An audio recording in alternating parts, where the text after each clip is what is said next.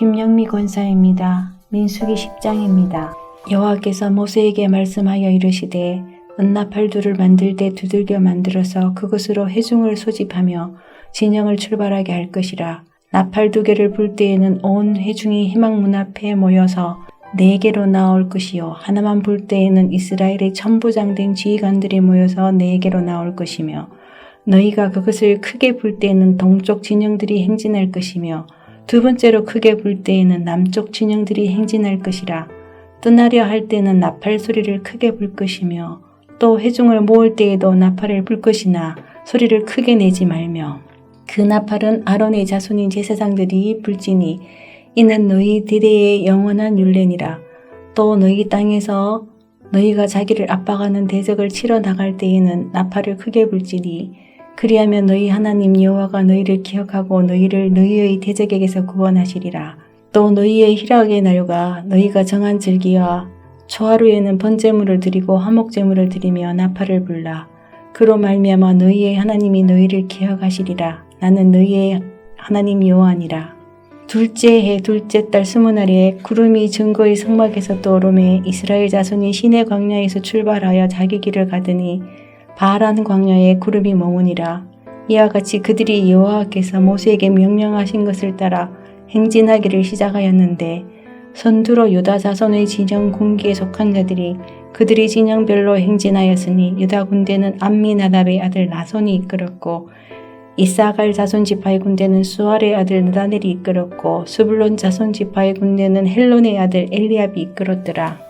이에 성막을 그듬에 게르손 자손과 모나리 자손이 성막을 메고 출발하였으며 다음으로 로우벤 진영의 군기에 속한 자들이 그들의 진영별로 출발하였으니 로우벤의 군대는 스데올의 아들 엘리술이 이끌었고 시므온 자손 지파의 군대는 수리사떼의 아들 슬로미엘이 이끌었고 갓 자손 지파의 군대는 드우엘의 아들 엘리아삽이 이끌었더라. 고하디는 성물을 메고 행진하였고 그들이 이르기 전에 성막을 세웠으며 다음으로 에브라임 자손 진영의 군기에 속한 자들이 그들의 진영별로 행진하였으니 에브라임 군대는 암미옷의 아들 엘리사마가 이끌었고 므낫세 자손 지파의 군대는 부다술의 아들 가말리엘이 이끌었고 베냐민 자손 지파의 군대는 기드오니의 아들 아비단이 이끌었더라.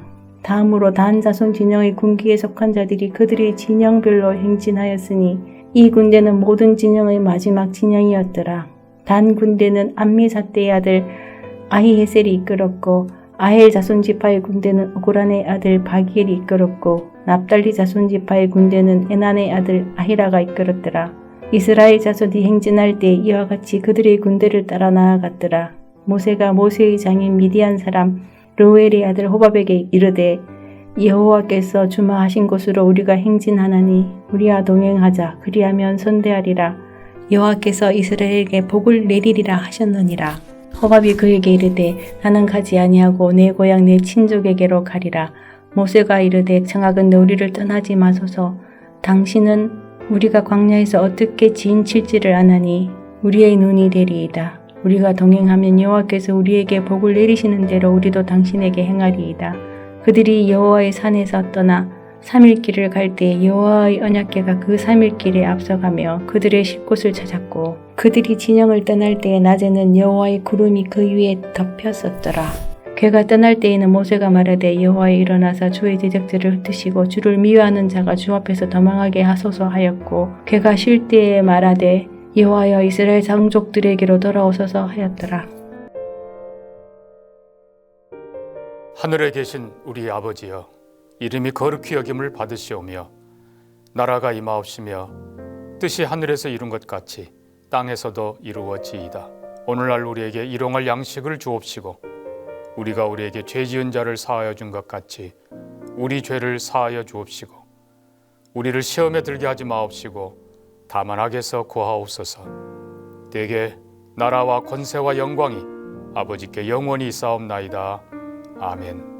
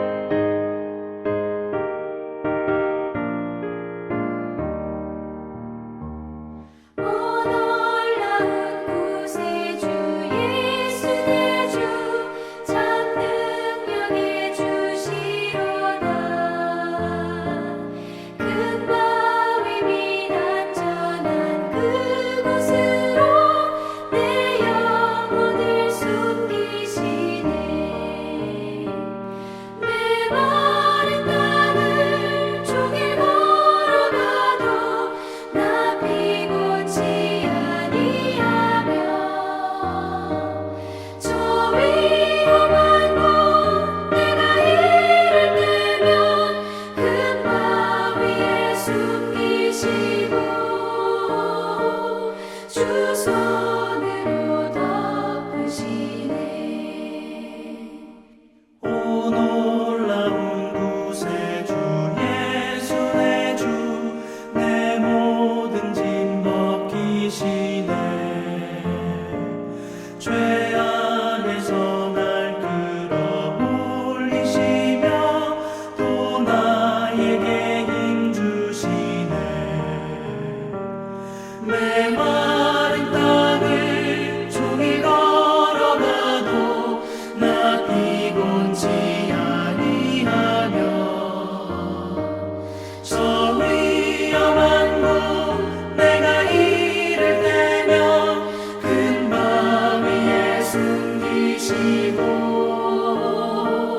주 손으로 덮으시네.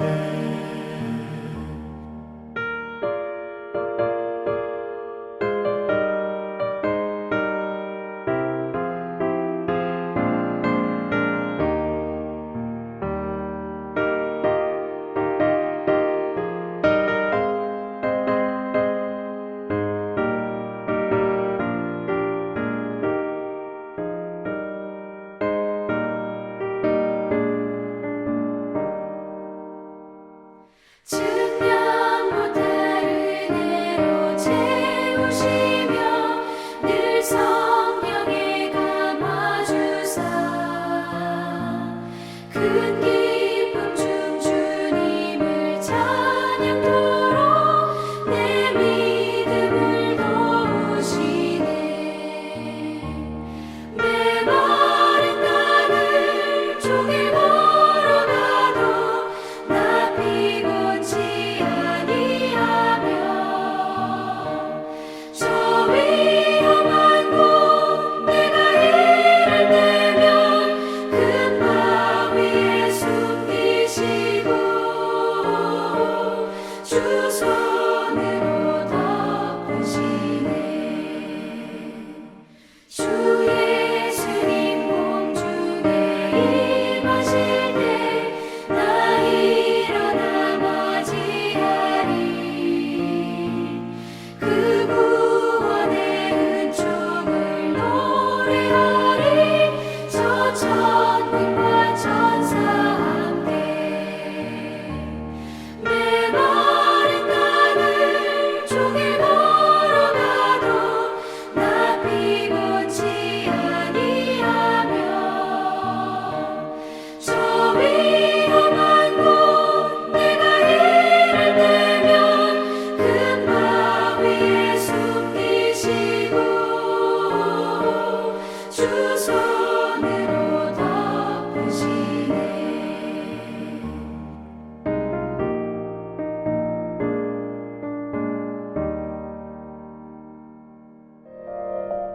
본문 말씀은 요한계시록 20장 1절부터 15절 중에 11절부터 15절까지 말씀을 함께 나누도록 하겠습니다.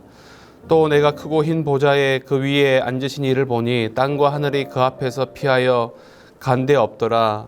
또 내가 보니 죽은 자들이 큰 자나 작은 자나 그 보좌 앞에 서 있는데 책들이 펴 있고 또 다른 책이 펴졌으니 곧 생명책이라.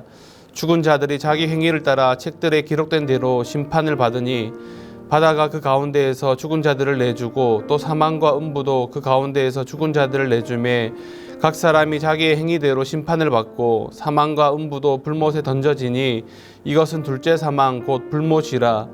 누구든지 생명책에 기록되지 못한 자는 불못에 던져지더라. 아멘.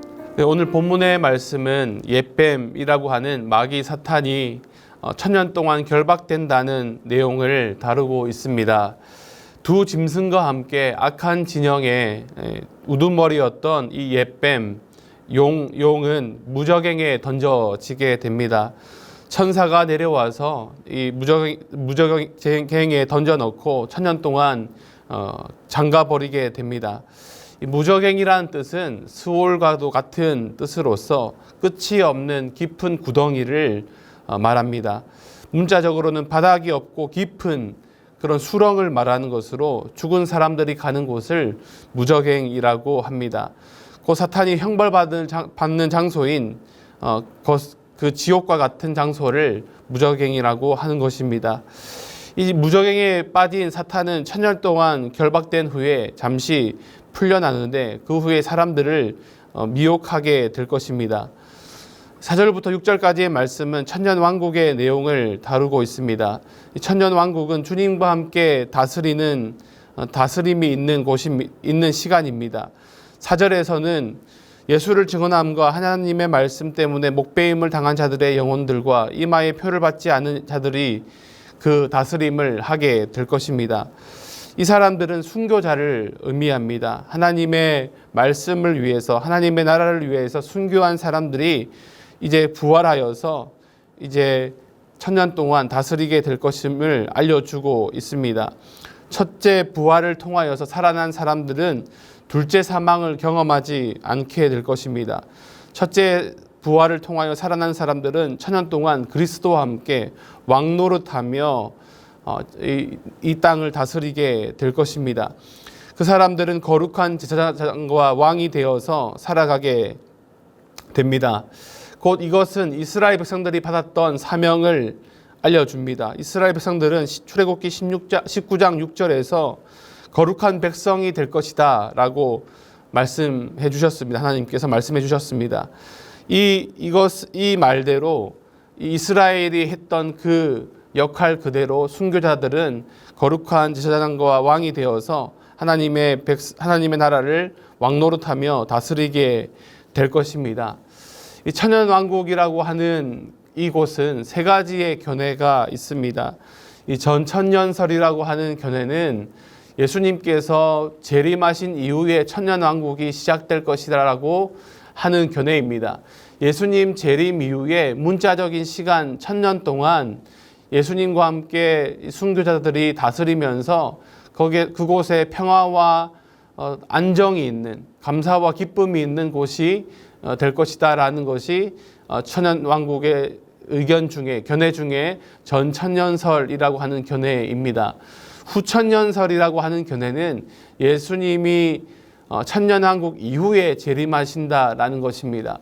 이 복음이 땅끝까지 전파되어서 이 기독교의 흥왕기가 오게 되며 모든 이 지구상의 나라들의 평화와 정의가 존재하며 이렇게 아름다운 나라가 임한 이후에 예수님이 재림하신다라는 것입니다. 천년왕국은 아름다운 나라가 될 것이고 기독교의 흥왕기가 될 것이며 그 시간이 지난 다음에 예수님이 오실 것을 말하는 견해입니다. 무천년설이라고 하는 견해는 예수님이 초림하신 이후에 이미 기적들이 일어나고 사탄이 결박되었기 때문에 이미 천년왕국은 시작되었다라고 보는 견해입니다. 예수님이 이 땅에 오심으로 이미 천년왕국이 시작되므로 이제 아름다운 복음의 통치가 일어나게 되었고 예수님이 다시 오실 것이다라고 하는 것이며 이것은 상징적으로 천년을 보는 견해입니다.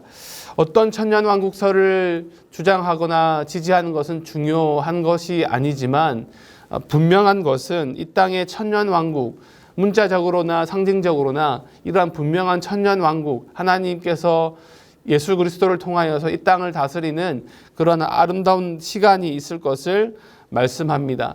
이 천년왕국이 지난 다음에 사탄이 잠깐 놓이게 되는 것을 이제 7절부터 10절에서 말하고 있습니다.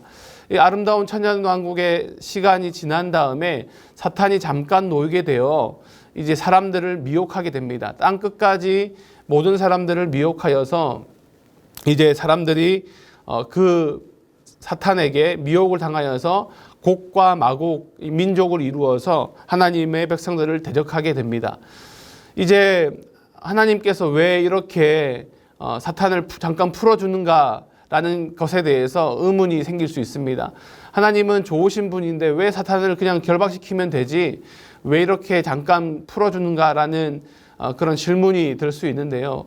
하나님께서는 이 잠깐 풀어주는 것을 통해서 뱀이 창세기 3장에 제기했던 질문, 하나님이 모든 자유를 빼앗으신다는 질문에 대한 하나님이 답을 주고 있습니다. 하나님은 모든 자유를 빼앗는 분이 아니라 이렇게 자유를 주시지만 그 자유로운 선택 가운데서 이 뱀이 똑같이 그 행위의 결과를 마주하게 되는 것입니다. 뱀은 자유를 얻었지만 똑같이 사람들을 미혹함으로 그는 심판과 멸망을 당하게 될 것입니다. 이 뱀은 잠깐 풀려났을 때도 뭐 어떤 회개나 이런 것이 있는 것이 아니라 똑같이 사람들을 유혹해서 결국 그 사람들과 함께 하나님의 사람들을 대적하게 됩니다. 하나님의 사람들을 대적하게 돼서 하나님의 도시를 둘러싸게 되는데, 그때 하늘로부터 불이 임해서 이 사람들은 결국 죽게 되고 맙니다. 엘리야에게 하나님의 불이 임했던 것처럼, 소돔과 고모라에 하나님의 불이 임했던 것처럼 똑같이 이 하나님의 도시를 둘러싼 악한 용과 뱀, 곡과 마곡에게 불이 임함으로 결국 그 사람들은 다 심판을 받고 유황불에 떨어지게 되는 것을 알 수 있게 되는 것입니다. 이제 뱀은 사라지게 되었습니다. 용은 사라지게 되었습니다. 땅과 하늘도 존재하지 않고 이제 둘째 부활을 통해 믿지 않던 사람들이 살아나게 됩니다. 믿지 않던 사람들이 살아나서 이제 심판을 받게 됩니다. 그런데 이 심판의 기준이 무엇인가를 보면 자기 행위에 따라 심판을 받는다라고 하고 있습니다. 땅과 하늘은 더 이상 존재하지 않는데 새로운 하늘과 새 땅이 등장하게 될 것인데, 그 사이에 이제 자기 행위에 따라서 심판을 받는 것을 볼 수 있습니다. 하나님께서 심판하시는 기준은 자기가 어떻게 살았는지에 대하여서 하나님께서 심판하신다라고 하고 있습니다. 외식하면서 주여 주여 하는 자마다 구원을 얻는 것이 아니라 하나님의 뜻대로 행한 사람이 구원을 얻는 것을 볼 수 있습니다. 그들은 둘째 부활을 통해서 살아나지만 행한 대로 심판을 받게 되므로 사망과 음부의 불못에 던져지게 되는 것입니다. 이것이 둘째 사망을 의미합니다. 이제 심판은 마무리가 되게 되고 이제 하나님께서 이제 새 하늘과 새 땅을 만드실 이제 다음 내용들이 등장하게 될 것입니다. 오늘 저와 여러분은 그렇다면 이 심판의 말씀을 보면서 어떠한 마음과 삶으로 살아가야 될지에 대해서 생각해 볼 수 있습니다. 저와 여러분은 때때로 이 세상에서 평생 살아갈 것처럼 그렇게 살아갑니다. 영원에 대해서 신경 쓰지 않고 부활과 심판에 대해서 생각하지 않은 채로 살아가게 됩니다. 분명한 것은 이 땅이 끝나게 된다라는 것입니다. 과학이 밝히고 있는 것은 정말로 눈에 보이지 않는 세계와 눈에 보이는 세계의 그런 지배하는 법칙이 다르다라는 것입니다. 눈에 보이지 않는 세계에는 양자역학이라고 하는 그 학문이 다루고 있습니다. 그 학문을 잠깐 보면 원자로 이루어진 세계가 어떤 눈으로 관측이 있을 때만 전자가 고정적으로 존재하고 눈으로 보지 않을 때에는 중첩되어서 존재한다라는 것입니다. 쉽게 말한다면 어떤 관측이 있을 때에만 위치가 고정된다라는 것입니다. 그렇기 때문에 우리가 보는 이 세계도 어떻게 보면 보이지 않는 사람이 보지 않을 때는 어떻게 존재하는지 알 수 없을 만큼 어떻게 보면 신비한 세계라는 것입니다. 우리가 보는 세계도 이러한 것인데 보이지 않는 세계가 없다라고 말하는 것은 잘못된 것입니다. 사실 눈에 보이지 않는 세계가 없다라고 말하는 것은 이 산업혁명 이후에 과학주의, 자연주의가 등장하면서 유물론이 등장하면서 보이는 것이 전부라라고 말했습니다. 그 전까지는 영혼에 대한 생각이 있었지만 그 이후에는 보이지 않는 세계는 없다라고 과학주의에 따라서 판단해 버렸기 때문에 보이는 것만이 전부라고 생각하게 되었습니다.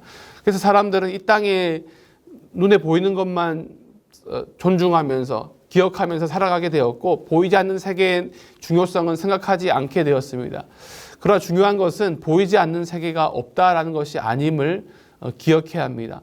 보이지 않는 세계도 분명히 존재함을 기억해야 합니다. 산소, 공기가 눈에 보이지 않지만 분명히 존재하는 것처럼 하나님의 나라, 천국도 눈에 보이지 않지만 분명히 존재하고 있습니다. 그 천국에 어떻게 갈 수 있냐? 하나님 나라에 어떻게 들어갈 수 있냐? 나더러 주여 주여 하는 자마다 들어가는 것이 아니라 하나님의 뜻대로 행하는 자가 들어갈 수 있다라고 말을 하고 있습니다. 저와 여러분이 말로만 주여 주여 한다고 하나님 나라에 들어가는 것이 아닙니다. 주님의 뜻대로 행할 때에 구원이 있는 것을 기억해야 합니다. 저와 여러분은 때때로 주님의 말씀대로 행하지 않고 죄를 지으며 하나님의 품을 떠나서 살아갑니다. 영원히 없을 것처럼 살아갑니다. 그러나 분명한 것은 영원히 있고 또 삶의 열매로 판단받는 것을 기억해야 합니다. 조나단 에드워드라고 하는 그 북미의 신학자는 신앙감정론이라는 책에서 참된 신앙은 무엇인가 라는 그 결론에서 참된 신앙이 있다라고 하는 것은 결국 삶으로 드러나는 열매라라고 결론을 내렸습니다. 중요한 것은 신앙이라고 하는 것은 기도를 열심히 하거나 목소리가 크거나 교회에 많이 나오는 것이 신앙이 있는 증거가 아니라 삶으로 열매를 맺는 것이 신앙이 있다라는 증거라는 것입니다. 신앙이 있는 사람은 하나님의 뜻을 행하며 순종하게 되고 그 열매가 밖으로 드러나게 되는 것입니다. 그것이 기도일 수도 있고 구제일 수도 있고 예배에 참석하는 것일 수도 있지만 중요한 것은 그것이 안으로부터 밖으로 드러나게 된다라는 것입니다.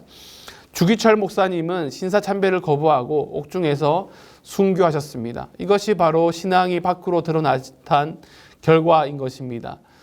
그 믿음, 우상 숭배에 반대하는 믿음, 신사참배에 반대하는 믿음이 바깥으로 드러나서 결국 순교로 드러나게 되었던 것입니다. 저와 여러분도 하나님을 믿을 때에 이렇게 바깥으로 열매가 드러나길 바랍니다. 죄의 자리에서 돌이키고 회개하며 주님을 굳건히 믿고 또 그 믿음 가운데서 그 믿음을 지키며 살아가게 될 때에 그 삶의 열매가 있게 될 것입니다. 저와 여러분을 통하여서 하나님의 그런 나라가 점점 확장되게 되는 그런 은혜가 임하게 될 줄로 믿습니다. 하나님께서 심판하실 때에 자기 행위대로 심판하신다라는 것을 기억하시며 온전히 주님의 말씀을 따라 늘 순종하며 살아가시는 그러한 저와 여러분 되시기를 예수님의 이름으로 간절히 축원합니다. 기도하겠습니다. 하나님 아버지, 주님의 말씀을 따라 순종하며 살아갈 수 있도록 도와주시고 늘 기쁨과 감사로 살아갈 수 있도록 인도하여 주시옵소서. 예수님의 이름으로 기도합니다. 아멘.